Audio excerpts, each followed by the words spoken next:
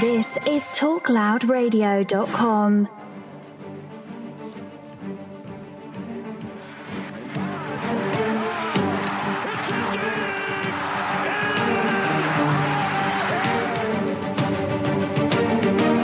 Watch the deep one for the end zone.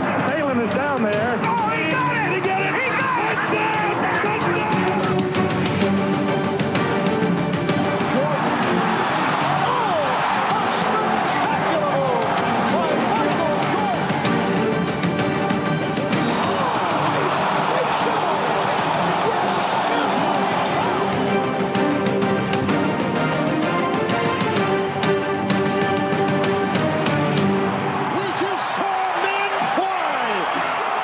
What is going on, guys? All right, welcome to the Armchair Fantasy Show, episode 30, presented by TalkLoudRadio.com. I'm your host, of course, Jeff Lambert. You can follow me on Twitter at JeffLambert77. You can follow the show at TalkLoud Podcast on Twitter. We are streaming live on Facebook every Tuesday night at 9:30 Eastern Standard Time. And, of course, we are streaming in the Going for Two app. Tonight, we have a great show. We have a new guest coming on tonight. Nick Spartz of the Beer Fueled Fantasy Show as the co-host of that show. You can find them on Twitter at BeerFueledFF. Nick, how you doing tonight, man? I'm doing fantastic. Great to be on. Glad to have you. I know me and you were a part of a little bit of a Twitter community with a bunch of fantasy guys, and it's good to get one of those guys on the show and just talk some fantasy football in June, man. Gotta love it. Yeah, we do this year round at Beer Fueled FF, so we appreciate getting it kicked off here in June. Good deal. If you want to just quickly give us my listeners a little rundown of what it is y'all do and how long you've been playing fantasy and anything else you want to talk about. Well, we've been doing the show here for about 14 months. We started in April of 2017. We just finished episode, I believe, 136. So we've been cracking out 2 to 3 episodes a week for over a year now. We cover dynasty and redraft content. We're kind of starting to transition more into the redraft side of things as we get into June here. But we spend a lot of time covering rookies in the offseason, so we don't leave you. And you can find us all over the place. We're on YouTube and Facebook at Beer Fueled Fantasy Football, Beer Fueled FF. We're on Untapped and Instagram as well, so we can drop beer reviews and can art for you. So yeah, any place you want to find us, we're basically there for you. Good deal, man. Glad to hear it. Y'all are the professionals compared to me. I'm a little bit of an amateur here at this podcast thing. I've been doing my website since 2015. Podcast is it's been around for about 2 years, but I haven't been quite as consistent as I wanted to be. I finally started getting consistent every Tuesday now. I put out a show, but I listened to your show, and I tell you what, one thing I was impressed, and I know people at home probably don't realize this, how hard this is. I don't think you said one time during the entire show, and that's just, it's hard for me to do. I think I say about 100 times a show, so kudos to you, man. That's a great job there. Practice helps, man. Practice helps. Definitely. All right, man, so we're going to be introing sorry, getting a little tongue-tied here. We're going to be previewing the AFC and NFC North divisions here from a fantasy perspective. I know you said you've just did the AFC North on your podcast, and you've also recorded the NFC North, which is going to be dropping tomorrow. So convenient that you're going to come on my podcast and kind of talk about it before you actually did yours. So good stuff there. Yeah, you made the homework easy for me. Definitely. All right, well, we'll start in the NFC North. I just recently put out my article of a preview of the NFC North as well. So I got some notes that I want to take from that article. But start here with the Packers, because I think they've got sort of the most interesting sort of camp battles that you're going to want to watch going into the season. With the first one here being, who is the number one running back on this team? Is it Aaron Jones? Is it Jamal Williams? Is it Ty Montgomery again? Do we know? Like, what's going on with this running back situation? All right. Well, in my prep, I didn't get quite as carried away as you did. I didn't write 2,500 words. But looking at this, I just don't see any way that this gets to be anybody who gets more than maybe a 40 or 45% market share outside of an injury happening. So I'm looking for value. Currently, Montgomery's going last at 912, and I think he's actually honestly going to be a great PPR play. So he's the one I'm probably targeting. I do agree with ADP, though, that Jones going at 704 is the most likely home run hit if you're going to actually get a stud out of here. I'm just not betting on it, though. I'll take Montgomery at the cheapest. Gotcha. So you're going with the value. You think Jones wins the job as far as the shares there, maybe 60-40 or whatever it may be, or 45 or 55-45. I don't even think it's going to be that high. I think Williams won't go away, so I think it's probably a 40-30-30 split. Wow. Okay. So yeah, Montgomery would be the value there for sure, going where he's drafted. I was of the mindset that Jones does get this job because he is, like you said, he is more of the home run hitter, and I see them using Montgomery as more of the old Randall Cobb role. Aaron Jones, it seems to me like he has the big playability that Jamal Williams doesn't have. But you're right. I mean, they got three, pretty good backs, two good running backs, one good converted wide receiver. The Packers are going to want to spread the ball around. You know how Aaron Rodgers does. So I think that you're right. They're probably going to be like a 40-30-30, something like that with that. And I agree. Montgomery's position with his ADP is probably the biggest value there for sure. Yeah, if somebody gets hurt, this gets a lot more interesting. But with three bodies there, I'm generally going to be avoiding or going for value. Definitely. All right, the other one that's going to be kind of interesting to watch going into the season is their number 3 receiver position. Of course, Jordy Nelson is gone, so that means Devontae Adams steps into the number 1 role. Cobb is still there, probably plays the number 2, might play a little bit of slot and 3 wide receiver sets. But who wins number 3? I mean, there's like 7 guys basically going for this position. Who do you think wins this position? My initial odds are going to be on Allison. He knows the offense. Roger likes to build rapport with his wide receivers.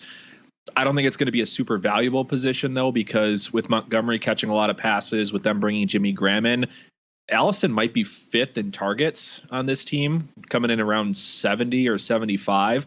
I'm just not quite sure how valuable that'll be overall. If I'm betting on a dark horse, my money's on Jamon Moore. He's a big possession receiver type guy, very strong, runs through tackles well.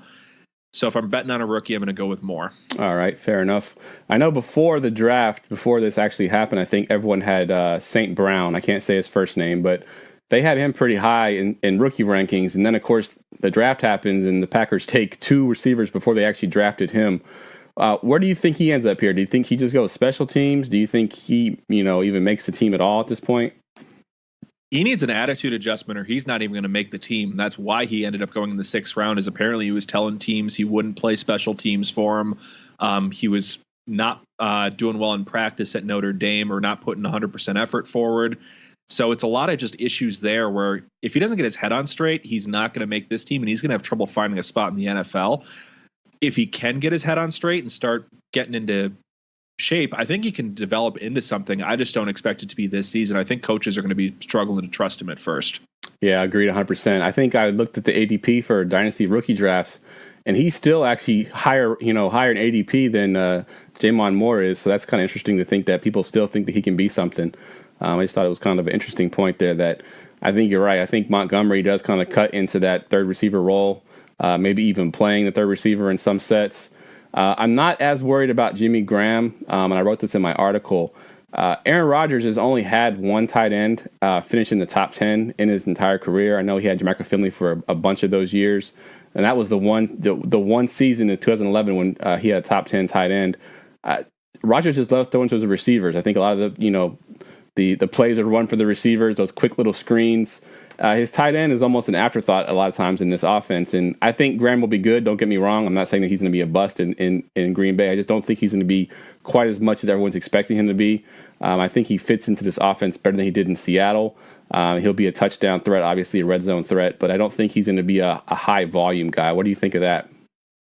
If we're going to jump to Jimmy Graham here, I think he's mostly going to be a red zone specialist. I don't think he'll see a ton of work in between the 20s, but he'll still probably pull 70-plus targets, which is enough to limit that third receiver spot. I like Cobb and Adams a ton. I'm just not as confident in the third wide receiver a la James Jones or something from a previous season. Graham should still sneak into the top 10 just based on touchdowns alone. You might have some weeks where he's dropping zeros on you, though, so it'll probably be pretty frustrating. Yeah, I agree. I don't think I want to own Graham in any league. I know he's going pretty high in ADP, especially in the redraft leagues that I've done mocks for already.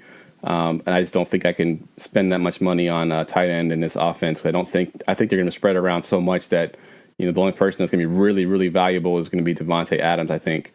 I think Cobb will probably be fine in PPR. Agreed. I actually have him as one of my bounce back candidates. I think with Aaron Rodgers this year fully healthy, I think he definitely steps up and has a bounce back season over what he did last year. Of course, all this is predicated on the quarterback being healthy. What are you hearing about Aaron Rodgers? Do you think he's going to be healthy for the season? Do you think he's good to go? Everything I'm hearing, he's perfectly fine. Not at all worried about him in that regard. Only note I have on him is he's still going too high.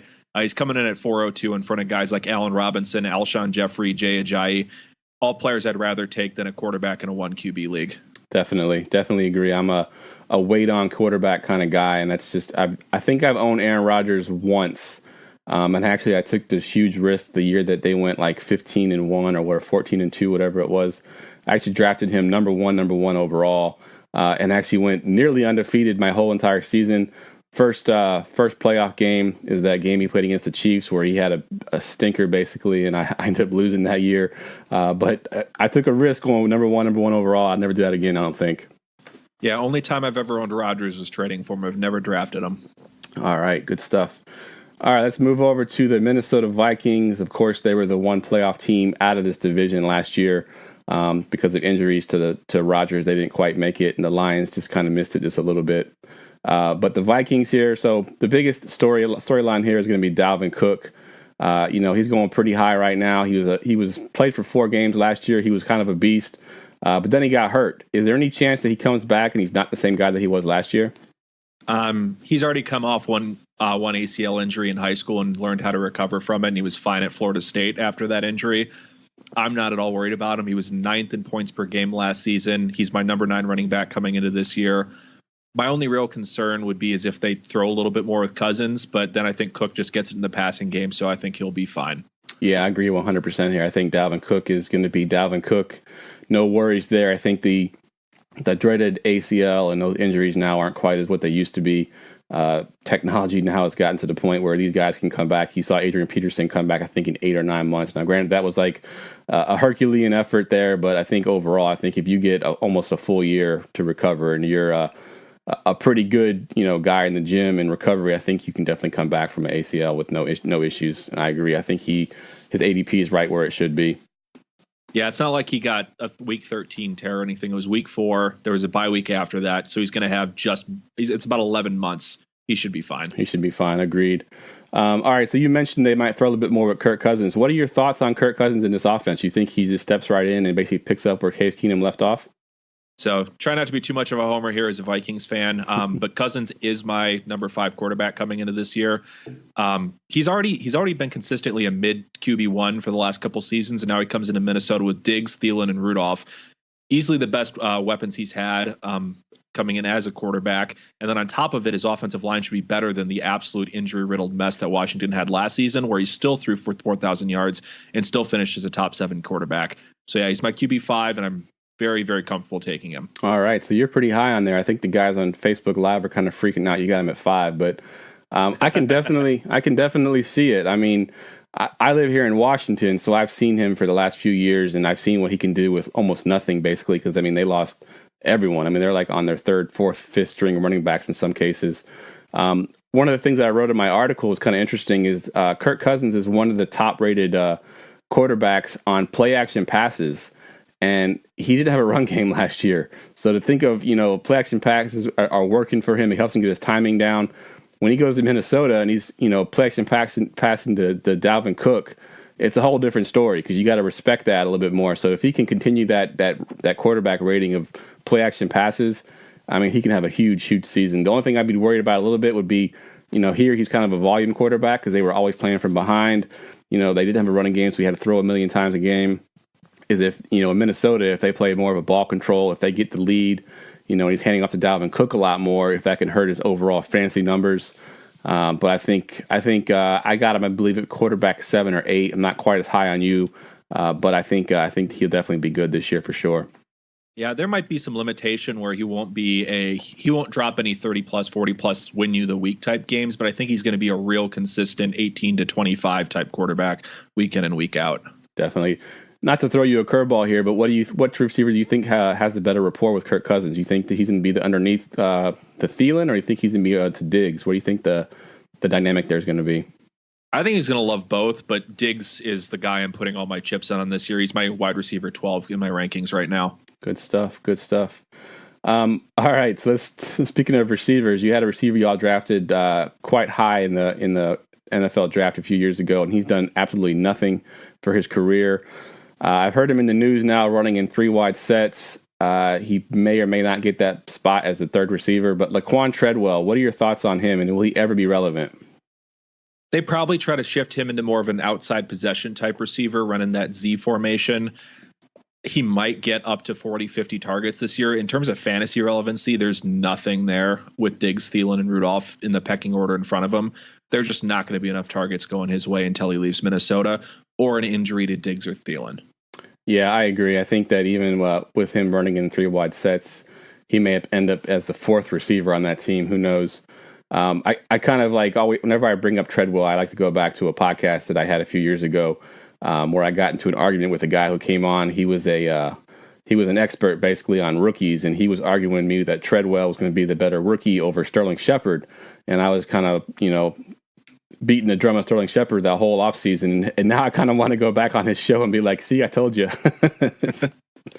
But you know how it is. Sometimes you have a call that hits, sometimes you don't. But that's just one that stayed out to me because, he was adamant about Treadwell being the next big thing. So he missed on that one. And Treadwell could still develop. He's only 22. There still could be something there. This is just not the year to be going looking for it right now. Agreed. All right, so my team is the 49ers. As everybody knows that watches Facebook Live, I wear the hat. I got the beer koozie. And we signed Jerick McKinnon to a huge contract. I know that the coaching staff there wasn't super high on McKinnon. They let him walk. But do you think this offense is going to miss a back like Jerick McKinnon being there? They will. For fantasy purposes, it's actually fantastic that he's gone because it clears it up as Cook with Murray being a strict handcuff. The offense is going to miss McKinnon. He's an incredibly dynamic player. I don't know that he can be a true running back one with 250 plus touches in a season. So I'm still have some questions on that. But in terms of what he can bring to an offense, yes, the Vikings will miss him. They just couldn't afford to pay him what he was going to get paid. Yeah, agreed. And I think we almost overpaid him on purpose. I think that we just definitely wanted to get a running back in there. And I think we overpaid because we had so much cap space. Why not? But yeah, I agree. I think it's going to be tough for him to be an RB1. I think that we've got a good stable of running backs there in San Francisco that we can sort of maybe limit his touches. I know they're talking about him getting all over the field and touching the ball a million times, but I think we even saw in Minnesota that he's an injury risk, and who knows if he can even hold up to that sort of abuse. Yeah, he's a combine freak, and he put up I think it was like 30 bench presses at 205 pounds, but he's still 205 pounds. There's only so much wear and tear a guy like that can take. Definitely. All right, so Adam Thielen has been sort of a breakout with Case Keenum there. Is there any chance of regression here? Does he take a step back with Kirk Cousins, or do you think he continues to move forward? He kind of had some special magic with Keenum. I watched every single Vikings game as a Vikings fan, and there would be certain plays where you'd see Keenum getting hit, throw the ball up as a desperate heave, and somehow Thielen would be there to make the play. I don't know that magic continues, so I think he probably regresses into a mid-wide receiver too. He'll still be a hell of a player. The things that make him really good are not going to go away. I think you probably just see a little bit more of some of the volume move over to Diggs and Rudolph and Cook, so he drops down a little bit. Yeah, I think Rudolph gets a huge bump because I know Kirk Cousins loved his tight ends when he was here in Washington when they were healthy. So I think Rudolph, especially in the red zone, I think he gets a big bump there, I think, for sure. Yeah, and Thielen has never been a big touchdown guy. He only had 4 touchdowns last season. Yeah, he's been the volume guy, right? He's a PPR monster, basically. Yeah, it's been Diggs and Rudolph over you 2 touchdown guys. Right. All right, let's move over to the Chicago Bears now. They made quite a bit of moves, probably the most moves of any team except maybe the Cleveland Browns. Of course, they changed coaches. They got a bunch of pieces around Mitchell Trubisky. They, of course, got Allen Robinson, and they got Trey Burton. They still got 2 pretty good running backs. Is it possible, or do you think that Mitch Trubisky could be this year's Jared Goff or Carson Wentz, so sort of a second-year breakout quarterback? I think he definitely takes a jump up, and I've got him ranked as a back-end quarterback too, but it's a situation where there's just so many good names in front of him right now, and he's got to develop rapport with all new weapons. There's nobody coming back that he's worked with before outside of Cohen and Howard. So you kind of got to rebuild this from scratch. And I think they are going to try to go as more of a run-first team. but without the true power that you saw there out of Todd Gurley with the Rams. So I don't think he can quite make a QB1 type jump. I think he's going to be a QB2. It's going to be a nice step forward, and I'm really excited for Trubisky long term. Just not as big of a jump as we saw to the other two. Gotcha. Yeah, I definitely agree. I think that I think the Bears will run the football quite a bit. They got two pretty good running backs there. One's a receiving back, one's more of a power back in Jordan Howard. So I think that they're going to want to, sort of limit his pass attempts. But he's got some good weapons there. I think you're right. I think he's like a high-end quarterback 2, maybe even just a mid-quarterback 2. 2 quarterback leagues, definitely he's draftable. If you're looking at redraft leagues, outside of the top 12 guys, if you want a backup quarterback, if you're one of those guys that has to have a backup quarterback, he's definitely a good one to have. But for me, I think he's the same spot for me as a low end or mid quarterback 2 or a high end quarterback 2. Yeah, I've been targeting him in Superflex Dynasty formats, trying to get him on my team for that because I think he's going to grow. But if I was looking at this season, he'd be a streaming watch type candidate for me, not a draft. Definitely. All right, so one weapon that they added this past season, of course, is Allen Robinson. He had a couple big years in Jacksonville. Last year, of course, he tore his ACL early, I think the first game of the season. He seems to be back fully healthy. What are your thoughts of Robinson in this offense? Do you think he goes back to being that monster that he could have been in Jacksonville, or do you think he takes a step back there? He's the only real proven weapon on this team. Trey Burton has 6 career touchdowns. Anthony Miller's a rookie. Kevin White's done very little. Taylor Gabriel is more of a deep threat. So I think the volume will be there for Robinson. I think he is going to be the primary red zone threat. So he comes in as my wide receiver 15. I think he's going to be very good this year, but he's also got a few question marks for can he do this on an offense that doesn't have the passing volume that the Jaguars did with Bortles a few years ago. So he's not quite as high as he was a few years ago, but still a solid wide receiver too. Yeah, I think people forget that year that he had that huge season, a lot of his points came in junk time. I only know because I owned him. And, he'd go 3 quarters and, almost be doing nothing. And then, they're down by 21 points and they just start throwing the ball all over the field. And he's getting touchdowns in the fourth quarter that mean nothing. So it kind of inflated his stats a little bit. I do think he's still an awesome talent. And I think if, the way that he's going to be used in Chicago, he definitely will be a top 15 receiver. But if you're looking at that season where he had, I think, 1,400 yards and 14 touchdowns, he probably won't repeat that again in Chicago, at least not this season. Yeah, maybe in a year or two when Trubisky develops into more of a volume passer, I think they'll probably try to keep the training wheels on him a little bit this year. I doubt we see Trubisky throw for over 4,000 yards. Agreed, 100%. All right, you mentioned a little bit ago the rookie Anthony Miller. Does he pretty much just step right into this number 2 role, or do you think he's got some competition there with Kevin White or whoever else they have there on that receiving core? I think he probably finishes number 2 in targets. I'm a big Anthony Miller fan. His college tape is awesome. He's very, very fun to watch, and he's already pretty developed in his route running. The issue is going to be that even if he does finish second in targets, I think there's going to be so much competition for that second, third, fourth role that he's probably looking at about 80 targets. So it's not going to be a fantastic fantasy thing to invest in. Definitely in redraft. If you're looking at Dynasty, I think he's definitely a good pick. Maybe not for this season, but if you're going to get him, stash him, have him for next year. But if you're looking at redraft, I don't think that the number 2 receiver role in Chicago is going to have that much value. But I'm with you. I like Anthony Miller a lot. I don't think there's much competition for him to step in there and get that number 2 role. And speaking of Kevin White, I've heard reports out of camp that he's been playing really well. He's very motivated, looking good. Any chance that Kevin White has any sort of relevancy in the NFL again, or you think he's pretty much done? Honestly, given his age, I'm just looking for flashes at this point and him staying healthy. If we see that, he could still develop into something. We've seen receivers develop in their mid to late 20s before and be fantasy relevant. So I'm not leaving him for dead yet, but it's going to be a question of can he put it together enough that we see something. Not investing anything this year outside of maybe a waiver claim if he starts off hot.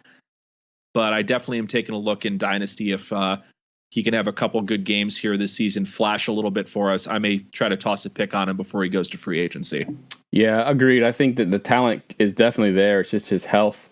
And if he can somehow just stay healthy and like you said, flashes, if he can do anything, if he can show us what he was capable of before he got all these injuries, I think that he could be a viable dynasty stash if you've got like a really deep bench or you play in a really deep league. But yeah, I think with redraft league, I'm definitely avoiding him. It'll be waiver wire fodder maybe after the first two games. If he's doing well, maybe I add him. But yeah, for the most part, I'm going to be avoiding him. All right, let's move up to the Lions now. The Lions, they pretty much are a good offense every year with no running game, it seems. They seem to never have a running game. This year, they got this huge logjam now at running backs. They drafted Kerryon Johnson. They got LeGarrette Blount there. Theo Riddick's still there. Amir Abdullah's still there. What are your thoughts on this backfield and how it breaks down with the carries and the touches? So this will sound familiar. I'm going for value again. Riddick's going in the 11th round right now in full point PPR, which is ridiculous. He's a fantastic PPR back.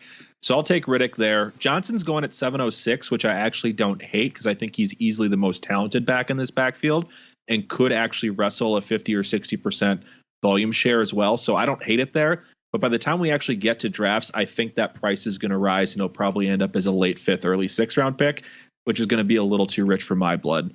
And Blount, he's so frustrating to own if it's not that one magical Patriots year that I'm avoiding it. Yep, agreed. I'm not owning Blount at all either. And I agree. Riddick has some value there at the 11th round pick. No one's touching him. I mean, he's a PPR guy, and no one's even drafting him. I think he'll be good. And you're right. Kerryon Johnson is kind of interesting because he came out actually at one point and said that he didn't think he was a 3-down back. And then the Lions come out maybe a few weeks later and said that they view him as a 3-down back. So it's usually the other way around. Usually the team's saying, no, you can't do it all. And the player's like, oh, no, I can do everything. And this is a situation where the player's like, no, I'm a first and second down back. And the Lions are saying that he's a 3-down back. So kind of interesting dynamic there. But with the 7th round, I think I love him there.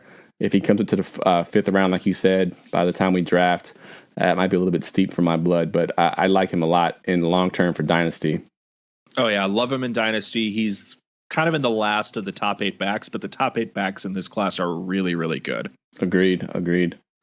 All right, Kenny Golladay sort of burst onto the scene last year, I think in his week 1 game, or maybe it was week 2. I think he had like 2 touchdowns and then sort of did nothing the rest of the year. Is he going to be a breakout this season, you think, or is he 1 year away from that? I think we're still 1 year away. Him and Marvin Jones are such similar players, and Marvin Jones is going to be 100 to 110 target type volume. So that's going to keep Golladay in that 70 to 90 range, which probably limits him a little too much for fantasy, especially with his deep threat profile, where you're really hoping for touchdowns to get your points. So I think we're still a year or 2 away on Golladay as long as Marvin Jones is there. Yep, agreed 100%. And I think one of them will be gone next year, either Tate or Jones. I can't remember which one of them. One of them is going to be a free agent, and one of them's got a huge contract that's due to him next year. I don't have the Go ahead. Tate's the free agent. Jones is the one with the big cap hit. Gotcha. Yep, I knew it was one or the other, and I think one of them will definitely be gone. If not both of them, it's quite possible that they get rid of both of them. But I think one for sure is definitely gone. Speaking of Marvin Jones, I think last year was his career year. He kind of broke out finally after a couple years in Cincinnati showing flashes, and in a couple years as a line with flashes, but had a huge season last year, 9 touchdowns. Can he repeat that season this year, you think? I don't see him doing 9 touchdowns on 108 targets again, and I don't see his target share going up by much. I think he's probably more of a 6 or 7 touchdown guy this year.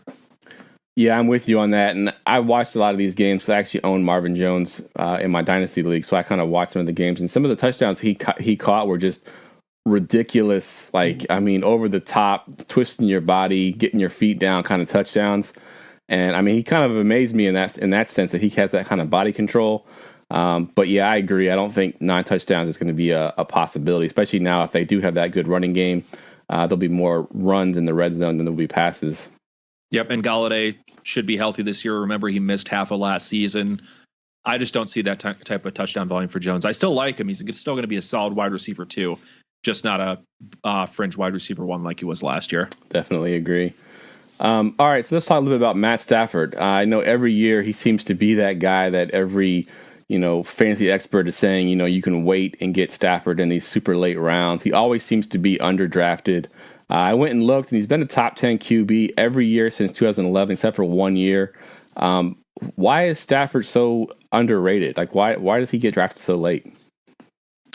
I think because he's kind of quiet in his production. He always sneaks into the top 10, but it's never a top 3 finish, or he never puts up multiple 30, 35-point games like Watson, Rodgers, Wilson, where they're catching headlines. So I think it's just a lack of publicity for him. I love it, though, because I've taken Stafford in multiple leagues every single season for the last 4 or 5 years, and he's won me multiple championships. So I'm happy with him being underrated. Yep, agreed. I've done the same thing. He's usually one that I recommend that, you can wait for him, forever, really, it seems. You can wait for him until everybody else is pretty much off the board, and he's just consistent each week. I mean, he's not, like you said, he's not the flashy, Aaron Rodgers where he can give those huge games, but he's just going to be consistent every week. I'm a little worried about it having the running game there if he's going to have less volume, but I think overall, he's still a top 10 QB, maybe a fringe top 10 QB, maybe top 12 this year. But yeah, I definitely love me some Stafford this year. I mean, just for his consistency alone, because a lot of the other guys I have behind him I have some question marks on, he still comes into my QB7. Yeah, that's pretty good. You can't beat that. Definitely can't beat that. All right, let's take a quick commercial break, and when we come back, we will tackle the AFC North. 3 shows, 1 podcast. The Talk Loud Radio podcast combines sports, nerds, and pop culture with the Pay Me No Mind Show. Just down-to-earth sports and entertainment. The Clash of the Nerds Let's Podcast Show. The latest movies and video games with a dash of comedy. And the Armchair Fantasy Show. 8. Sleep, Fantasy Sports. Find Talk Loud Radio on all the major podcast services like iTunes and Stitcher at TalkLoudRadio.com and streaming on the Going for 2 app for iOS and Android. Talk Loud Radio, where sports, nerds, and pop culture collide. Do you need advice for your fantasy football team? How about your DraftKings or FanDuel lineup? Going42.com has you covered. Going42.com has exclusive content from some of the best fantasy writers in the industry, whose credentials include Bleacher Report, Fantasy Pros, and Fantasy Life. From advice columns to player ranks, Going42.com has it all. Sign up for our newsletter to have all of our content sent to your inbox. Start winning today. Visit Going42.com, because no one remembers the extra point.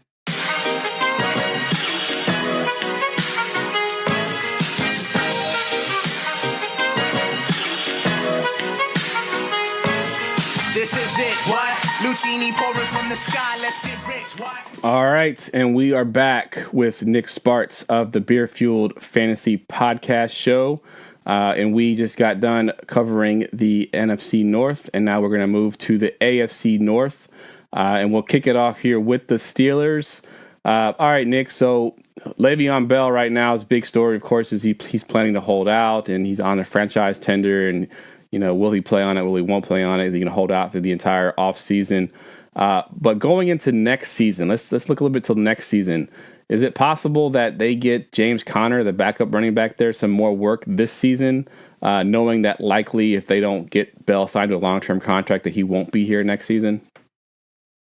I think they might do a slight uptick in James Conner's touches this year, get him up to the 50, 60 touch range, just to get him more of an audition and see if they have something in him. But Bell is just going to get fed. I could see him easily hitting 450 touches this year as they just run him out of gas before they send him packing after this season.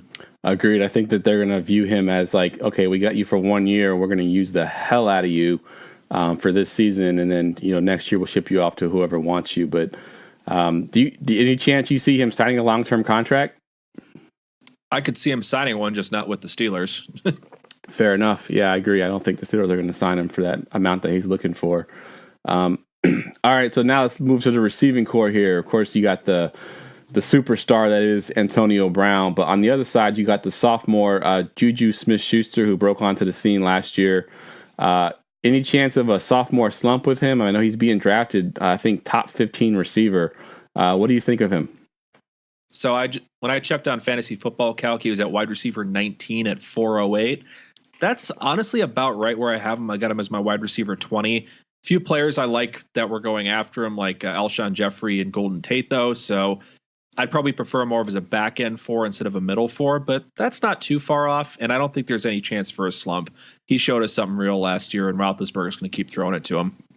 Yeah, I agree. I top 15 is a little bit pushing it for me. I think I looked at Fantasy Pros, had him as the top 15 when I looked at it.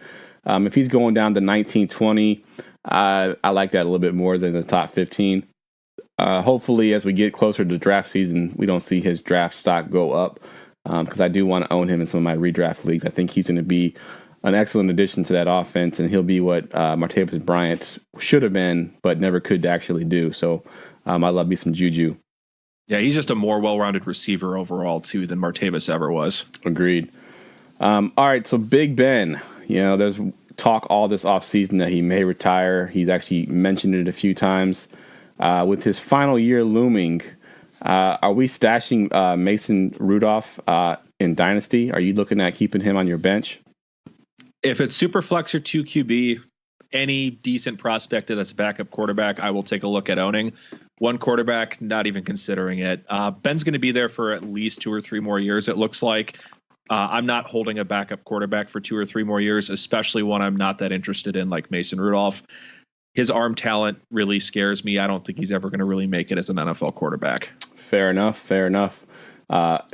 I know everyone that listens to this podcast knows this, but I'm not a huge college guy, so anytime I get sort of any college insight on some of these guys and what you think of them, it definitely helps me because I don't watch much college. I don't learn about these guys until they get into the pros. So for me, seeing Mason Rudolph drafted to the Steelers, I'm like, okay, he must be the next thing. But if you're telling me that he doesn't have the good arm talent and all that good stuff, so I think I'll be avoiding him as well. Yeah, he's very accurate, but he floats balls when he throws them deep, and he's very immobile, so he doesn't have a lot of athletic ability to escape pressure. Gotcha. All right. Mason Rudolph is off my dynasty list. I just wouldn't want to hold a one quarterback format, hold somebody that's not going to do anything for me for that long either. Yep, that's true, because you're right. I mean, Big Ben's talked about retirement, but he could very well play next 2-3 seasons, and you'd have a guy sit on your bench doing absolutely nothing for you. That's a good point. All right, let's move over to the Cincinnati Bengals now. Where do you fall on this Joe Mixon breakout narrative? I know where I kind of talked about it already, but I want to hear your opinion. Where do you fall on this? He's my number 14 running back. I am buying into the breakout. He was my number 2 running back in the 2017 running back class, which we've already had multiple players blow up out of that class. They've done a lot to fix the offensive line. This offense should be more dynamic this year, which should allow Mixon to have a much better season. And if you watched Bengals games last year and looked at the tape, he was doing some great things. It was just the stats were terrible. So I'm waiting to see if he can kind of turn some of those flashes we saw last year into some consistent production, but I am betting on it, and I'll probably own him in a few places. Fair enough. I'm actually on the other side of that. I actually hate some Joe Mixon right now. Maybe that's because I didn't watch a bunch of Cincinnati Bengals games, and I'm looking at the stats and going, he averaged, I think, 4.3 yards per carry, or it may even be less than that, 3.9 maybe. It was like 3.8, I think. It was not pretty if you looked at stats. Yep, and that's what I'm basically looking at. So maybe if you're telling me that you look better on tape, maybe I need to go baback and watch some. I have Game Pass, so I'll go back and watch some old Bengals games and see what it looks like. But yeah, I just haven't been buying the hype on him. And you could be right. I mean, he's definitely got the talent. I think he came into the league as one of the top prospects for the running back. Everyone loved him coming into last season, and maybe he breaks out this year. I haven't been able to be convinced yet that he is going to have that breakout season, and I'm avoiding him in most of my redraft leagues. I mean, he might be going a little bit too high if you're having any sort of concerns about him, but as a early 3rd rounder, which is where he's going, I'm happy with him, and I'll gladly take him there. Fair enough. All right, is there any receiver on the Bengals not named A.J. Green that interests you? Is there, John Ross, Tyler Boyd, any of these guys going to finally get it together and have a good season? All right. So in the first year of our podcast last year, we invented something called the Brandon LaFell rule. And this is when all the Bengals were injured outside of Brandon LaFell and A.J. Green. So Brandon LaFell became a start every week just based on pure volume alone. But with everyone healthy again, there's too many bodies for me to care about any of these guys. So unless somebody starts getting injured or somebody gets cut, none of these guys raise the needle for me at all. John Ross is an interesting dynasty watch along with Josh Malone. I don't really care about anyone else for redraft at all. Fair enough. Let me ask you this question. This is a sidebar. Have you ever seen a receiver drafted in the 1st round have a more terrible rookie season than John Ross?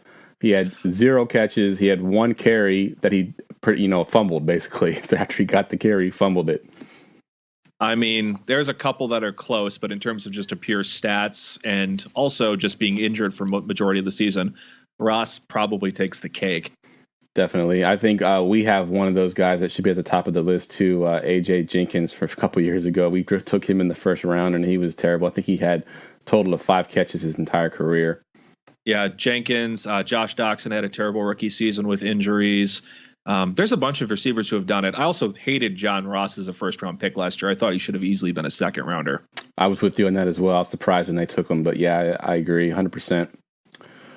All right, so Andy Dalton, he's been kind of in that same sort of Matthew Stafford role, not quite as good as Matthew Stafford, but he's had a couple years where he's been top 10, kind of slid under the radar a little bit. No one expected him to be a top 10 quarterback.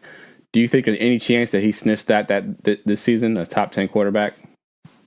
I honestly don't, and that's because compared to when he was hitting that top 10 metric, there are so many good passing offenses in the NFL right now that I like more than I like Cincinnati's. So just based on number of bodies he'd have to get over that I think are better passing offenses to get top 10, I just don't think it's going to happen. He might flirt with that back-end QB1, so maybe that 14-15 range, but top 10 I think is out of his reach. Yeah, I agree 100%. I think he could be better than he was last year and still rank lower than he did last year just because there is so many different quarterbacks. And, Andrew Luck might come back and be healthy. You got Carson Wentz, you got Jared Goff, a bunch of young guys, Trubisky, not that he's going to be top 10, but he'll be up there in the top 15 maybe. Yep, Mahomes. Mariota should have a better season. Yep. So many guys. So yeah, I think Andy Dalton just falls back based on the sheer volume of guys that are going to have good seasons around him. All right, Tyler Eifert, he's been sort of that tight end that, he just can't seem to stay healthy. He's super talented. Any chance that he finds a way to stay healthy this year and actually has a decent season? Honestly, not based on where he's being drafted, which is round 10, 11 right now. I like him as a round 12 or 13 dart throw as grabbing a second tight end in a deeper league. If I'm going to say maybe grab a O.J. Howard, Tyler Eifert combo and just see if I can make that work if I waited on tight end too long. But not if he's going to be going a little too early for me right now, which is, round 10, pick 3 is his current ADP. With his back end issues, which he already missed practice today with it, I don't like it at all. Oh, wow. I didn't hear that news. So, yeah, definitely Eifert would be off my list. Coming from somebody that's had back issues most of his life, I actually had back surgery in 2007. Back issues don't just go away. I mean, they just linger and linger and linger, and it's not a good thing to have if you're a pro athlete. All right, let's move over to the Cleveland Browns, who made a ton of moves. They actually look really good on paper. I think if we were playing paper fantasy football, I think the Browns might be a top 10 pick here. But the Browns, can you make sense of this running back situation? We've got Carlos Hyde, we've got Nick Chubb that they drafted. They just signed Duke Johnson to a big contract. What are they doing here? Who's the running back you want to own here in Cleveland? In redraft, it's definitely Duke Johnson. I think he gets a 30% split, but it's going to be mostly passing work. So in PPR formats, he should still be solid. And he's going in the 8th round, so that's perfect for the type of value you're looking out of him. Chubb and Hyde, I want nothing to do with unless one of them starts to fall in ADP. Chubb's going at the start of the 9th, and Hyde's going at the start of the 7th round. That's just too pricey considering they're basically copies of each other.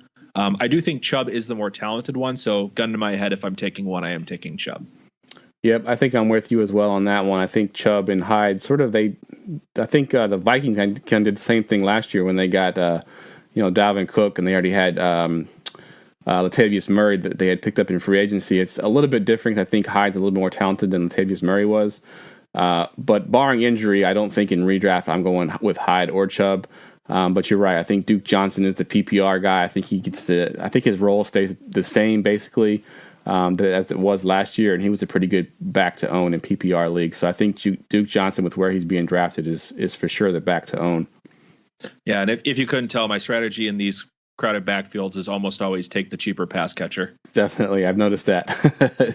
But hey, it seems to work out sometimes too. I do the same thing as well, because some of those guys get overhyped and overdrafted, and they don't end up being anything. All right, over under Baker Mayfield starting by week 6, not injury related. What do you have? I don't think we'll see him quite that early, though we will see him this season. My bet is closer to week 10, probably after they lose 5-6 games. It looks like the season's starting to fall away from them. And then we may even see Hugh get fired, and that's probably when Mayfield comes in. Fair enough. I think I'm going over on that as well. Not quite week 10. I think it's going to be right around week 7, week 8-ish. I just think that they're not going to be super good. I think you're right. I think they're going to lose, quite a few games. And the pressure to start him is going to be just enormous. And I think that he eventually gets on the field right around midseason. All right. If you only can own one Browns wide receiver, which one do you want? Of course, they got Jarvis Landry there. They got Josh Gordon. Corey Coleman is there. If we're taking out ADP out of it, if you can just own one of them guys, who are you going to own? Full point PPR? Full point PPR. Still going to take Landry, even though he's going 2 rounds cheaper in ADP right now. He's shown it year in and year out that he can be a dynamic player. Gordon hasn't had a productive season since 2014. Even though I like the talent of Gordon, him going in the 3rd round right now I think is a little nuts. And overall, I think Landry's much safer and much more the type of receiver I'm looking for in those wide receiver 2 type rounds. I didn't realize Josh Gordon was going in the 3rd round. My goodness, that's crazy. That's way too high. Yeah, I agree. I don't want it. I was kind of interested if he was in the 4th or 5th. 3rd, I'm not interested at all. Yeah, I agree 100%. And I'm with you on Landry as well. I think he's always been a volume guy. And if what they say is true, they want to get him more in some deeper routes as well. That just adds to his value. So I think Landry gets the volume and may get some of the big plays as well. So he's the one I want to own. With that said, I do own Josh Gordon in one of my dynasty leagues, and I think he'll be a decent play as well. But I think if you're just going to pick one of them, it's going to be Landry. All right. Rookie tight end last year, David Njoku, going into his 2nd year. Tight ends typically take the longest to break out. Njoku is a super talented athlete.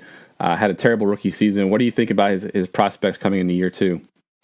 I mean, for a tight end, it was an okay rookie season. He had 4 touchdowns and about 450 yards, which for a tight end isn't too bad. Fair enough. I think he improves on that. I think he gets closer to probably 606 this season, which will get him in kind of flirting with that back end tight end 1 range that you would expect. So nothing amazing, not going to win you any championships, but it'll be a solid week to week volume play, especially because Taylor and Mayfield both love throwing to the tight end.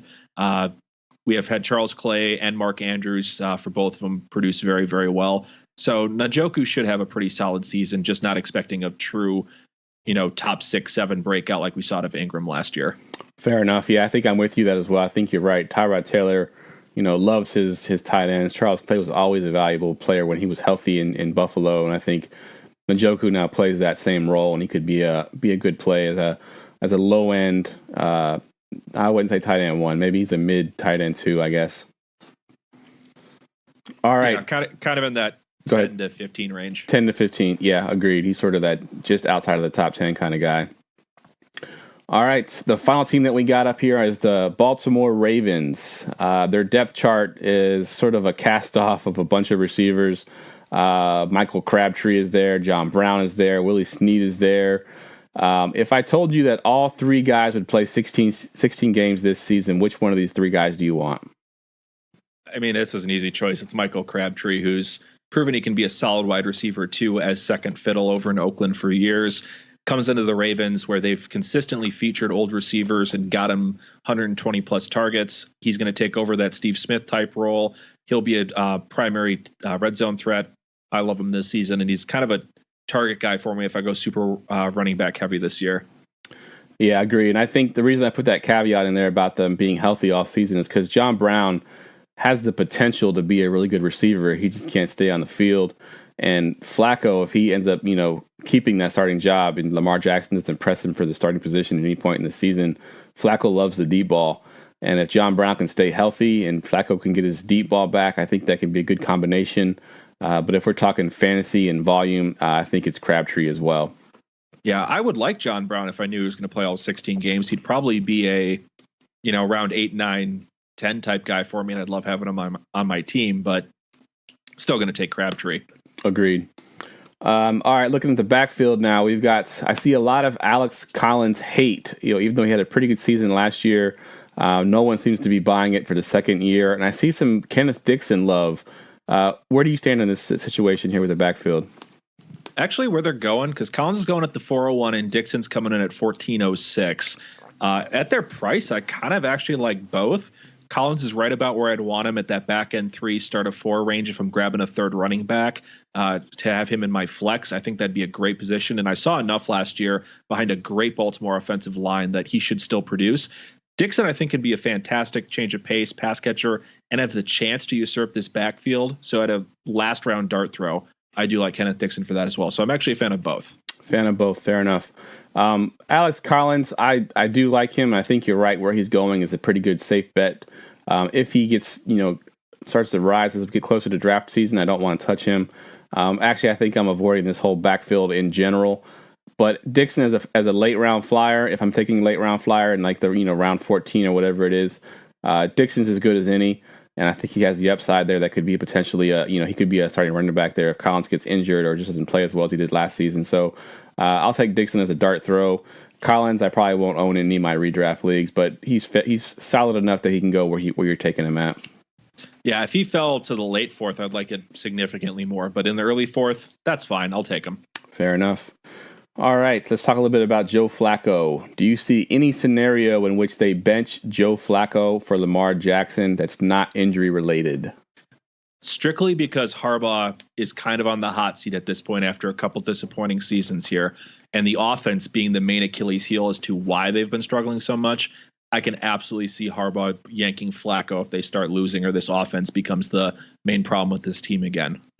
Yeah, I'm with you on that. I think that, Lamar Jackson, they're going to want to see him on the field. The fans are, and the pressure will get too much if the Ravens are, losing games and Flacco's not putting up any kind of huge numbers, which is Flacco, and he never does put up huge numbers. So we can pretty much guarantee that's not going to happen.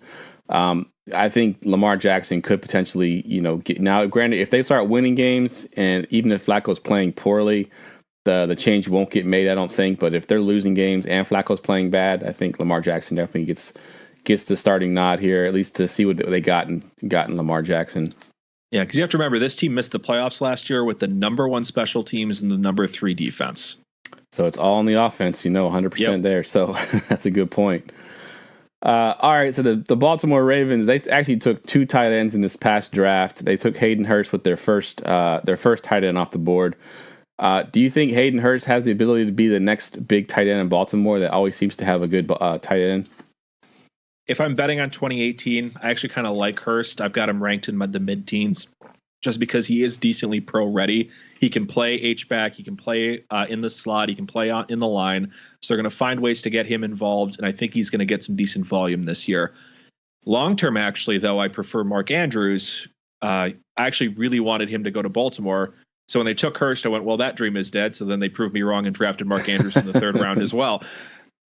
So in a few years, I don't like how Hurst projects long term, and he's already 25 years old. So I'm not sure how well he's going to develop at this point.